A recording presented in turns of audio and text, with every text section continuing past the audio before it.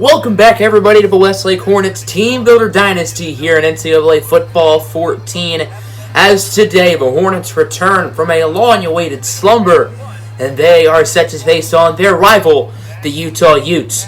Westlake is ranked number 1. They improved from number 2 to number 1 after a big, dominant win over LSU a week ago, and at the time, the Tigers were ranked in the top 10. So that's this team's easily biggest win of the season, and maybe one of the biggest wins in the history of the program. So the Hornets are back at number 1 where they belong as they are set to face on their rival, the 2-2 Utah Utes. If Westlake wins this game, they will clinch a bowl appearance for the 9th straight season. Remember, Westlake missed it in their first season and have not missed a bowl game since. Can they get it once again, or can the Utah Utes not only spoil Westlake's early bowl clinch, and maybe potentially spoil a run at the national championship? Welcome, everybody, to the Hornets' Nest here in Burmester, Utah. The Great Salt Lake Clash, as this rivalry is known as, the Utah Utes and the Westlake Hornets. Utah chooses tails because tails never fails. And I guess tails never fails for Westlake since it lands on heads and the Hornets get to start on defense like always. Here comes out the Utah offense. Let's see what they can do here. The number 9th ranked passing attack in college football. So expect them to air it out early and often, as the first play of the game is a 22-yard catch for Brandon Foster. Utah's offense is led by redshirt senior Eric White. Let's see if he can lead this offense to an upset today. White on third down. Screen for Hall, but Cole Spencer is right on him, and Bo Hall has nowhere to go. That'll be a loss of 4.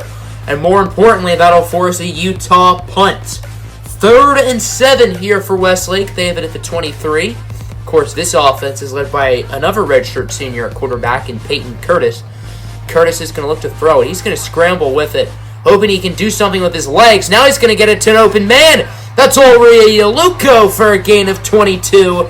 Excellent play from Curtis, recognizing that nobody's open, so he's going to try to get lucky.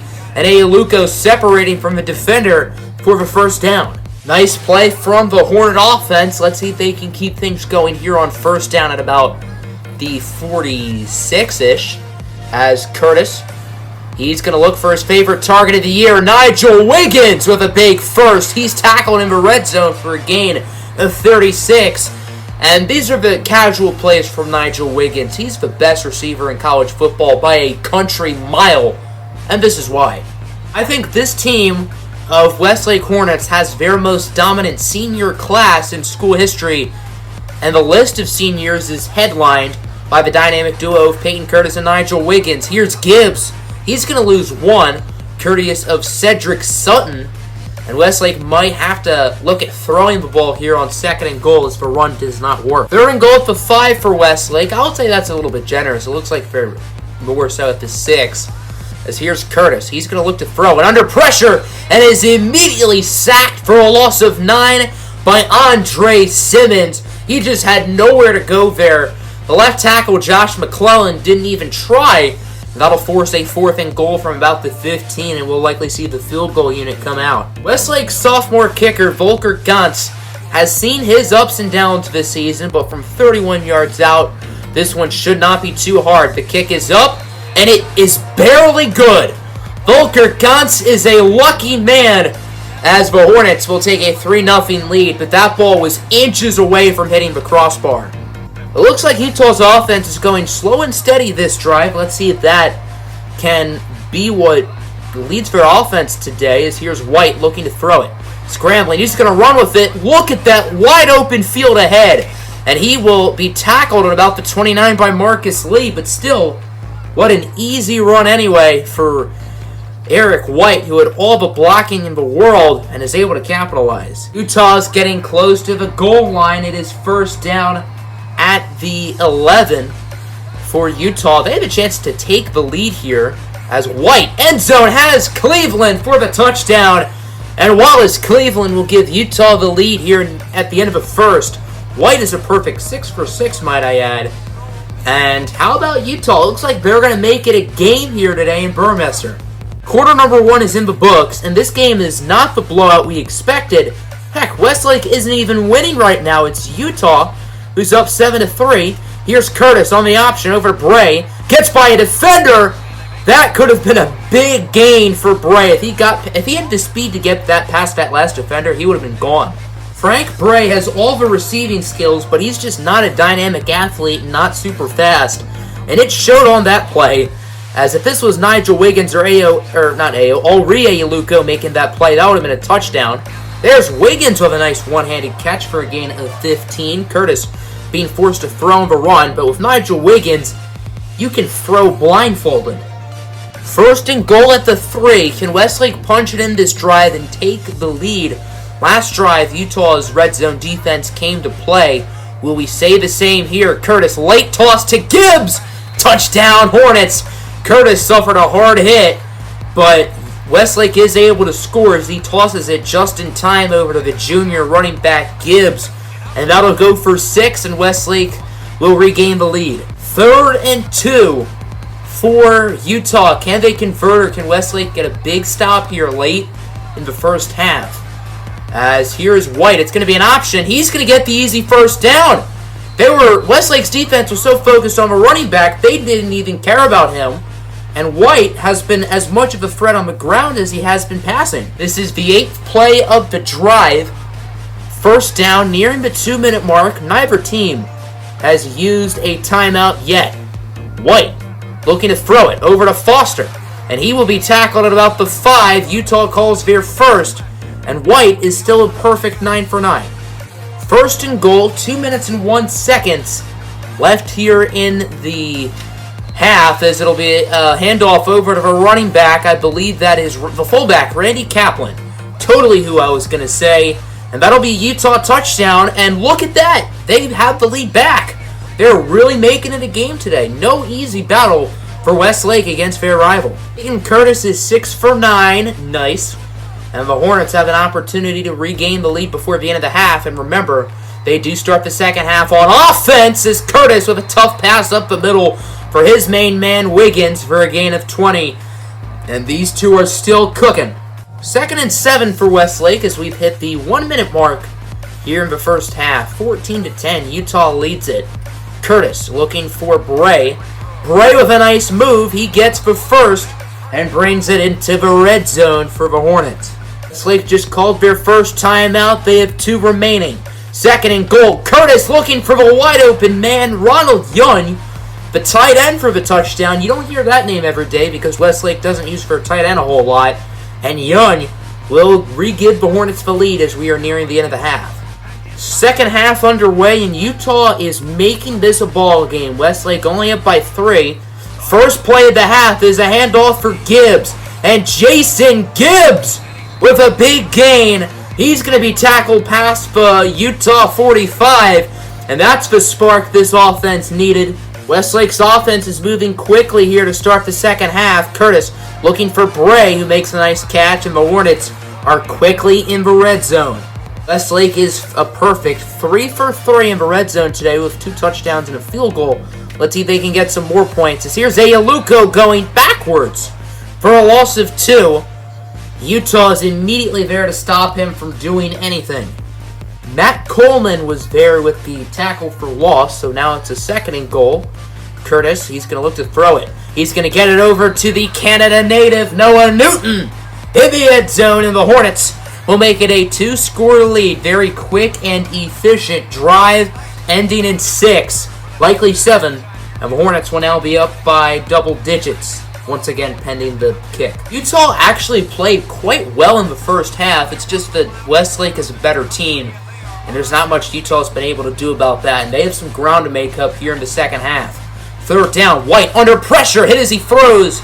Lewis Kahn is very for pressure, and White, who started off 9 for 9, has thrown an incompletion his last 6 throws. 4:20 blaze it left here in the 3rd quarter. Westlake is up by 10.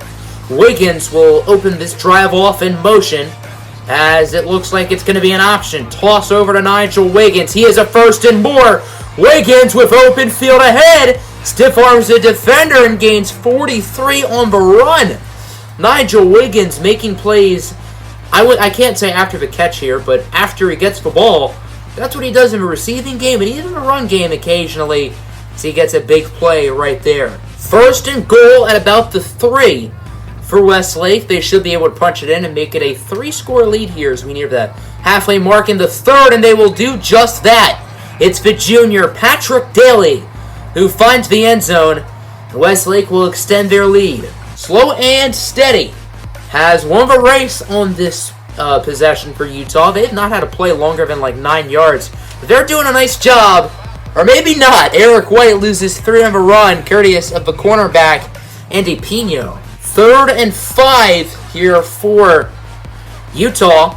Let's see if they can get a conversion, or with Westlake forces a stop and forces an interesting 4th down scenarios that is incomplete. I'm very curious. Does Utah take the points or do they go for it? Honestly, I thought Utah was going to be dumb and take the points, but no, they're going to go for it, and I think this is the right call. White up the middle has an open man. That's Foster. Pino is too fast to tackle him, and that'll be a touchdown for Brandon Foster. The gutsy call works, and Utah will bring the lead down to 10. This will guaranteed be the last play of the third quarter. Can Westlake do something with it? Curtis looking for Ayaluko, who makes the grab for a gain of 31, and that's how you end it. Westlake leads at 31-21. The Hornets are back in the red zone. They're letting some clock go, and a touchdown virtually ends this game. Curtis over to Wiggins. Wiggins, can he outrun his way into the end zone? Not quite. He gets 19, but is just short. Wiggins doesn't have a touchdown? I could have sworn he did. Oh, well, I guess not. For reference, the 2 receiving touchdowns were caught by Ronald Young and Noah Newton. So not Nigel Wiggins. He has been scoreless today, as here's Curtis losing 4 on the option, the left end. Corey Goodwin was immediately there with the tackle for loss. Now it is 2nd and goal at the 4, nearing the 5-minute mark here in the 4th. Curtis will look to throw it. Now he's going to get Nigel Wiggins that touchdown. And the Hornets will make it a 3-score game once again with 5 and change left to play. I can't think of the last time Westlake has gone through an entire game without getting a sack. They are sackless yet today, which just blows my mind as Patterson misses the easy tackle.